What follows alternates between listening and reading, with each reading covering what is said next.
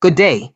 These are your Tribune highlights for Wednesday, February 11th, 2026, brought to you by your Daily Bahamas headlines, especially for people on the go and those who are visually impaired. We begin with the front page lead story. Senior members of the Free National Movement are publicly pushing back against former Prime Minister Dr. Hubert Minnis, telling him in no uncertain terms that his time has passed. Several cabinet ministers who served under the Minnis administration say his decision to return to frontline politics and contest the Killarney seat as an independent risks undermining party unity and damaging the FNM's electoral prospects. The former Prime Minister has insisted he is staying in Killarney, suggesting that some colleagues are afraid and switching constituencies. But senior party figures argue that his move fragments the vote and could hand advantage to opponents. The tone of the exchanges signals deeper tensions within the party as it prepares for the next general election. With questions swirling about loyalty, legacy, and leadership, the public disagreement highlights an internal struggle over direction and control at a critical political moment. Also on page 1, the family of a hit-and-run victim is appealing for justice. Dominic Archer Brown died after being struck in New Providence, and relatives are urging the driver to come forward. They describe him as a loved and valued family member, not just a statistic, and say the emotional toll has been overwhelming.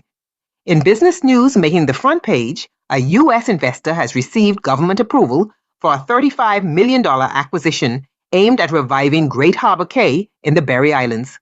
The investor confirms plans to move ahead with redevelopment of a resort, marina, and golf course, promising renewed economic activity for the island after years of stagnation. Officials say the necessary approvals have been granted, though some related asset purchases are still being finalized. Turning to the business section front page, the headline reads, Government approves $35 million Berry Islands revival. The paper reports that the project could inject new life into Great Harbour Cay with expectations of job creation, infrastructure upgrades, and renewed investor confidence. Alongside that story, a governance reform advocate argues that fighting corruption will help reduce the cost of living.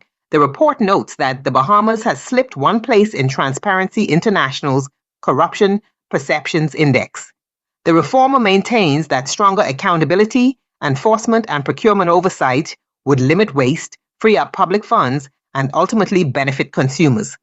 Another business story looks at efforts to regulate the construction profession, described as a last shot to bring stronger oversight to the sector before the upcoming general election. There is also coverage of flooding concerns in the Purple Tract area, with solutions estimated to cost millions of dollars and frustration in Mayaguana over delayed government payments. On page 2, the Securities Commission is warning Bahamians about relationship and romance fraud scams, particularly around Valentine's Day. Officials say victims are being targeted through social media and messaging platforms, often persuaded to send money or share sensitive financial information. In other national news, the paper reports that more students are falling victim to online child pornography and sex scams, with authorities urging parents and schools to remain vigilant. The Tribune's editorial is headlined, Throwing Stones from a Glass House. The editorial reflects on Dr. Minnis's political posture and questions whether his current strategy strengthens or weakens the party he once led. It suggests that public criticism and open conflict could backfire, especially in a tight electoral climate, and urges reflection and responsibility from all sides. Letters to the editor focus on governance, accountability, and public expectations.